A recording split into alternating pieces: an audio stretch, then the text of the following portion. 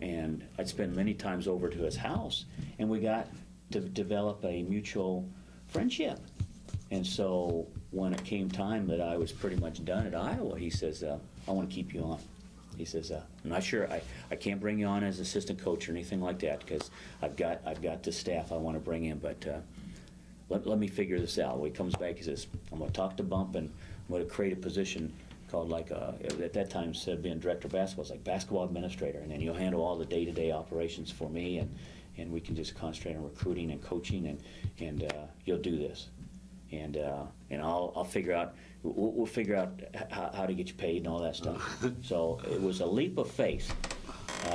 And so from then on. Which was rewarded. Yeah, it really was. 31 years later, rewarded. And that's where, as I alluded to earlier, it was being at the right place at the right time. So I had an opportunity to help George, and in helping him, we developed a friendship.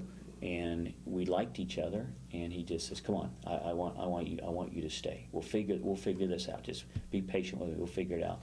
And George must have been quite a guy, because the friendship that he had with Elliot was unbelievable. Yeah. I witnessed him having his last dinner. We went to Staff Lake Club. We had our wives, and I just listened to George and Bub talk, and it was pretty. They got into George's future. He didn't have much future here in Iowa City socially. Yeah. And that was brought up. And I really enjoyed it. So George comes and goes. 3 years later, Tom Davis is here. And how did that transition work for you? You know, that one I don't remember as vividly, but I just remember that we had a basketball banquet, and I think George Raveling and Tom Davis. I was there at the old Highlander. Yes, at the Highlander. Great memory. And that was kind of unusual. We had and a little awkward. It was awkward. So George was leaving, and Tom was there, and so we had both coaches. And afterwards, everybody had left, and I'd got to kind of just introduce myself to Tom, and I think it was one of those things where, I knew how to do something, and Bump Elliott again, would be standing by Tom, and he's like, "Well, I need to do this." He says, "Well, see Jerry, he'll show you how to do that, and he'll get that done for you." So again, Bump kind of just threw me right at him. I was like, "Well, Bump, maybe I didn't want to do it. I mean, maybe okay, I did it for you once with George. I didn't have a job, but I don't have a job, so I don't know if I want to." But and he started, bringing in the staff. Bobby isn't too well. I'm not sure either. I heard that. Who told me? Oh. Well, let's not speculate on air. But I'm not sure on that either. But What do you mean? Well, it's more private, I think. Oh, is it? Yeah. But we just again we hit it off, and as Tom started to in the spring get busy, he needed somebody while he was hiring his staff, and so you're just kind of around the office. And after a while, they get used to you, And he says, "Do you want to stay on?" I go, "Is that a opportunity?" And he says, "Yeah, I'd like to keep you on. It looks like you get along with people and you know people, and let's." That's Tom. Yeah, that was Tom. So it just, again, it's being in the right place at the right time, and all the coaches that I'd had a chance to work with, we were just all, a lot of people want you to rank them, and I don't ever like to rank them because I thought I liked them all. They were all different and all unique, which tells you there's different roads to Rome, different ways to do it, different ways to be successful, and they all had their different personalities and different management styles, but they were all just they were good people. They treated you good. Did any of the coaches who departed offer you a job to go with them? Yeah, I did have those opportunities. And each time you have an opportunity like that, you sit down with your family and you think about what's best for your children and what's best for your family. And it seems like about the time I had to make a decision, then something would it would stick here at Iowa. Yeah. And I thought to myself, I'm from Iowa. I followed the Hawkeyes all my life.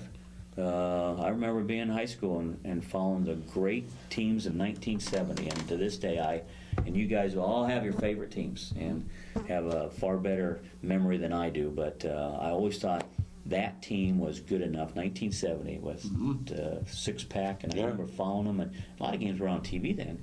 But when you got a chance to follow them on the radio, and I thought that team was good enough to win the national championship. They were good enough to win Yes. it. So many, there's only a select few teams that can maybe win the national championship. That team could have won the national championship. Jacksonville won it. Artis Yes. Gilmore and Pembroke Burrows III. Yeah. And it was a lucky Tip in. Yeah. You've seen a lot of things from starting in Fontenelle, and what I learned about Jerry, this guy was all state in football, basketball, and baseball at Fontenelle. That's pretty amazing. Now, did I hear you say your dad coached He did coach. basketball? Yeah. He was a successful coach. He got out of coaching when I have an older brother that's about 4 years older than I am, and he got out of coaching before my brother and I were able to. He didn't want to coach us. He didn't want to coach us. That's something the three of us have in common. My dad coached a long time, but when it came time to coach us, no. And he was at Truel. Oh, sure. And at that time, coached girls basketball and boys basketball. Really? Yeah, Yes. okay. How did Yeah, I don't know how they did it back then, and took two different teams to the state tournament, and then he just, got out of teaching and coaching. So both my mother and father were teachers, Same here. and so I think you just learn a lot. And I think my mother got a little homesick, so he decided to move her back to where she grew up, Fontenelle, where my grandpa and grandma, her parents were, and my father bought a grocery store. Went from being a teacher to bought a small town grocery store. So I grew up pretty much my whole life in sacking groceries, carrying groceries out, delivering groceries. You didn't live above the grocery store, No, did you? pretty close. Like Dobie Gillis? Or? Yeah, back then, a good thing they didn't have child labor laws, because Yeah. you were a 5-year-old, you were stocking shelves and. Yeah. But grocery Yeah. stores were fun then. I was Well, going to say, they were I'll bet small. you ate well. We did. Matter of fact, You probably had great sack lunches for school. getting off the subject, but when I got my driver's license, I'd always have the keys to the store. And so I was pretty popular, even with the girls sometimes, because I was like, hey, you want to get a bite to eat? And I'd open the store, and what kind of candy you want? And my dad would always notice that there'd be things missing. And then the best story, and I shouldn't even tell you this story, because this one's one my parents tell all the time. Back then, collecting baseball cards was really big. Oh, yeah. Oh, yeah. So the semi would pull up, and you'd unload the groceries, and then you'd have to deliver them to the different aisles and stock the shelves. Well, I'd get the baseball cards, okay? And I would take the baseball cards, and I would very carefully Yep. pull them apart, take the gum out, Yep. take the ones out that I didn't have, put the ones I had doubles of back in, lick it shut, put it back, and then I'd put it back on the shelf where the kids could buy. And I always had good, complete sets of everything. Do you still have those cards? I do not. Oh. I to this day, we used to give my mother. We went to college, and that's when mothers want to get rid of all your stuff. Yep. They don't want your stuff anymore. My mom burned them. I had complete sets, Mickey Mantle, Willie Mays, you name it, and I don't know what it was worth. I just know it was worth enough that. And my mom well, I got tired of you just being up in the drawer and you never took them with you. I said, Mom, I was in college. Where was I going to put them? Well, I just burned them. So she burned them. So yeah, I told her I could have been a millionaire. I don't. Hey, I got one question for you.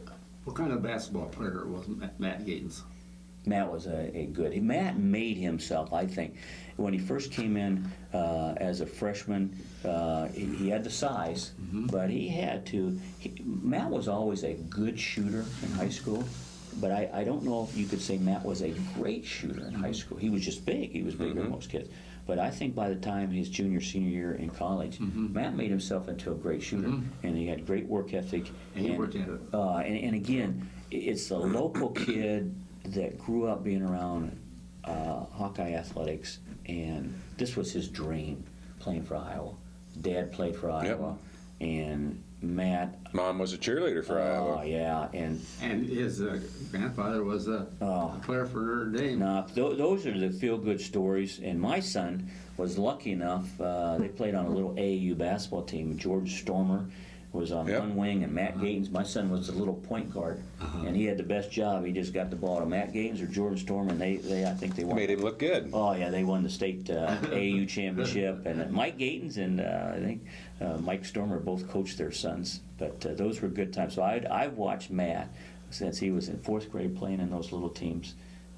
That's something. And so Somebody was telling me he's in Japan right now. Yeah. yeah, He's coming home soon. yeah, he's Just anxious like to in a get week home. or so. Yeah, I heard that he's anxious to get home. That's their first year in a foreign country. That's Big change. That's a great learning I experience. have quite a connection with the Gateses.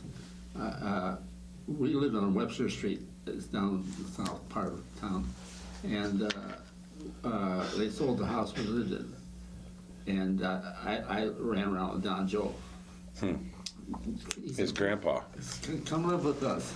And they lived over on Melrose.